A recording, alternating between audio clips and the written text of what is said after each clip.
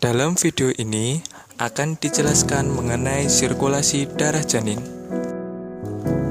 Video ini disusun oleh Berdi Riambodo, Rizal Muhammad Asar, dan Dewi Mukti Trilistiana. Berikut akan dijelaskan proses pembentukan darah janin. Selama tahap janin, bentuk dan fungsi organ diperhalus. Bentuk tunas gigi dan wajah janin terbentuk dan terlihat seperti manusia. Denyut jantung janin adalah 120 sampai 160 denyut per menit. Antara minggu ke-12 dan 16, janin tumbuh dengan cepat dengan perkembangan jaringan muskuloskeletal yang memungkinkan pergerakan. Pada minggu ke-20, janin menjadi aktif dan ibu mengalami pergerakan janin atau quickening. Di minggu 24, janin memiliki badan yang proporsional yang kurus.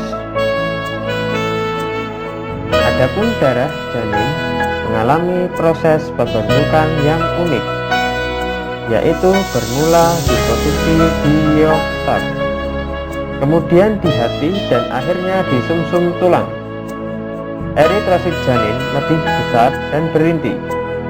Hemoglobin mengalami peningkatan dari 12 gram per dl pada pertengahan kehamilan menjadi 18 gram per dl pada aterem. Eritrosit janin berbeda dengan eritrosit orang dewasa secara struktur dan metabolik, yaitu lebih lentur karena berada dalam viskositas tinggi dan mempunyai banyak enzim. Berikut akan dijelaskan faktor yang menentukan sirkulasi darah janin. Faktor yang menentukan sirkulasi darah janin. 1. Foramen oval. 2.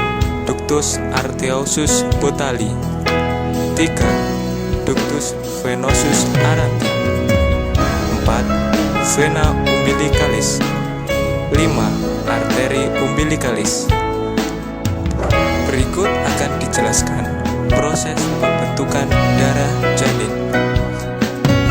Berikut adalah proses sirkulasi darah janin. Darah janin dialirkan ke plasenta melalui vena umbilicalis yang membawa bahan makanan yang berasal dari ibu. Darah ini kemudian akan masuk ke badan janin melalui vena umbilicalis yang bercabang dua setelah memasuki dinding perut janin. Kemudian, cabang yang kecil akan bersatu dengan vena porta. Darahnya akan beredar dalam hati dan kemudian diangkut melalui vena cava hepatica ke dalam vena cava inferior.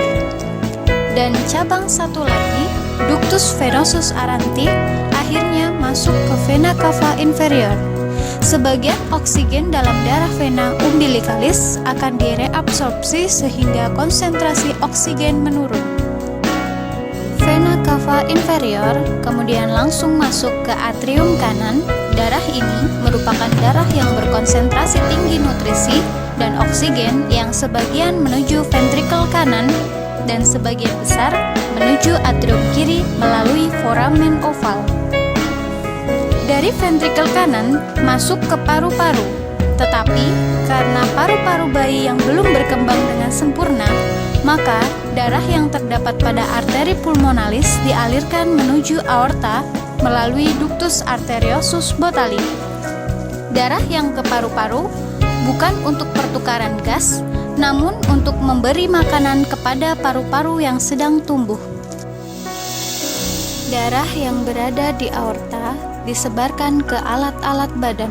Namun sebelumnya darah menuju ke atrium aorta hipogastrik atau cabang dari arteri iliaca communis, lalu ke atrium aorta umbilicalis dan selanjutnya ke plasenta.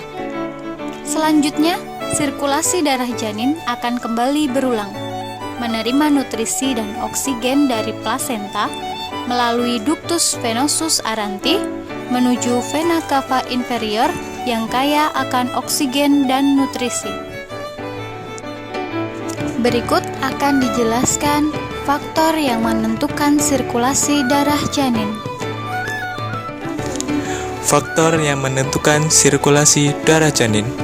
1. Foramen oval. 2. Ductus arteriosus botali. 3. Ductus venosus aranti. 4. Vena umbilicalis. 5. Arteri umbilicalis.